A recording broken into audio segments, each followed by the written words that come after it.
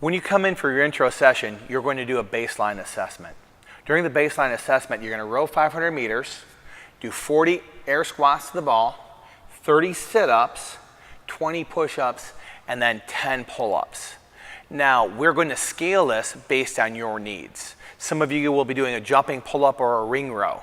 Some other people will be doing push-ups on their knees or something else, or we'll cut the number of reps. What it looks like is this, is she'll have rowed 500 meters, she'll dismount, go ahead please, and then she'll do a couple of squats. Imagine that she's just done 40 air squats. Weights in the heels, chest is up, push your knees out at the beginning. Step over here, place your feet underneath the dumbbells. She's going to interlace your hands behind her head, elbows are going to touch the ground, elbows are going to touch her knees. A couple of reps. This is what you're going to be doing as part of your baseline assessment. Then flip over to your belly for push-ups. Whole body comes down and up. Now, if you can't physically do a push-up, you can put her knees on the ground, lower her body down, elbows in tight to the body, and up. You don't have to worry about your feet. Now, the other thing we're going to do is a pull-up, and we have different ways of scaling it. You can come in regardless of your fitness level, and we can scale this workout to meet your needs. And what the purpose is to get a baseline, in other words, a data point on what your fitness is right now. We use a Concept 2 rower as a regular part of our training, and we use it in a lot of different ways. But ultimately, when you first come in, we use it as a warm-up for your intro session, and then for each one of the sessions afterwards, you'll do some rowing at the beginning to warm up. We find this an excellent conditioning tool. But like everything else we do, it requires technique. So what I'm going to do with Caitlin is I'm going to walk her through the basic setup on technique and how to do a row. I'm going to have you imagine that the handle is somewhere between your belly button and sternum. Go ahead and imagine it. The first part of this is to push your hands away. Then the knees are going to come on in forward. She's going to push with her legs, and then she's going to lean back and pull with her arms. She's going to think about this as 1, 2, 3, 4. 1, 2, 3,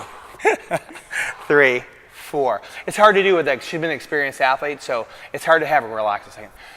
Have her do this without, a handle in her hands. But a lot of times when we're doing the intro sessions and we're teaching you how to do it for the first time, we're going to make sure that you're doing things correctly, and we'll do it without any load.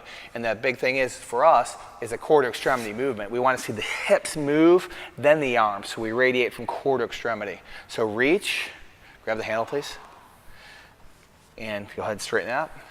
A lot of times we'll have the athletes go ahead and stay there, pull it in.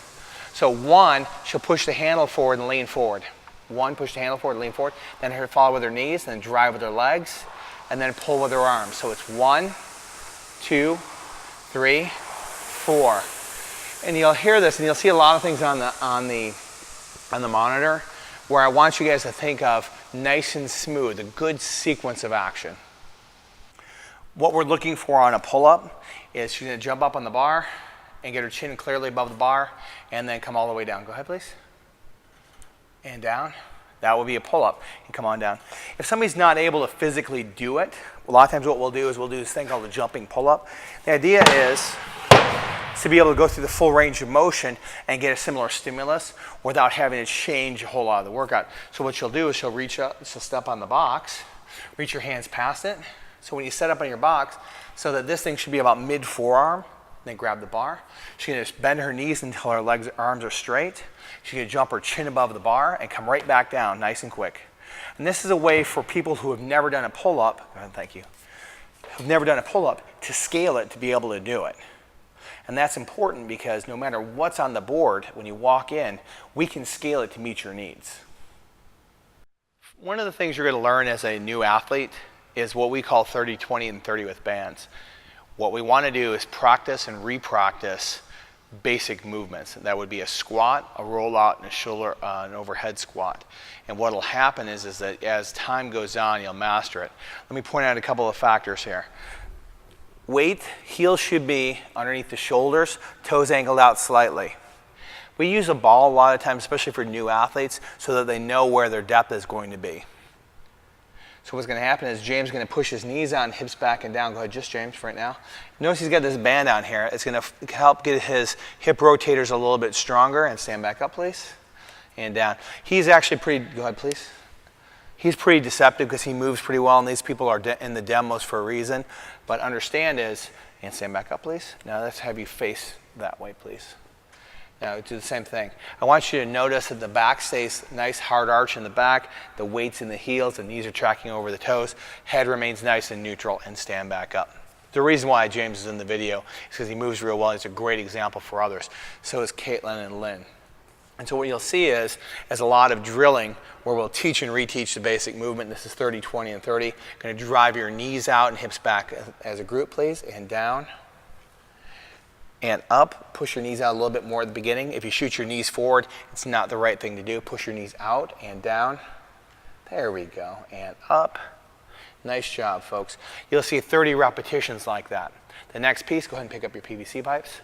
This is a rollout or a shoulder dislocation. This is super common for Olympic weightlifting. What it also does is it starts to work on some of the flexibility in the shoulders. James is going to go a little wider than you normally do because James is very flexible. All these people are pretty flexible. So I want you to just keep your arms locked straight and pass all the way through and all the way back. And believe it or not, as a new person, you're going to struggle with this. Some of you guys that sit at desks a lot, your shoulders are going to be super tight. So I want to think of passing through. Go ahead. And back. The next piece will be an overhead squat. After you've done 20 repetitions of a pass-through, this is going to be midline over the body. I want you to think about this as directly over your ears. Go ahead, please.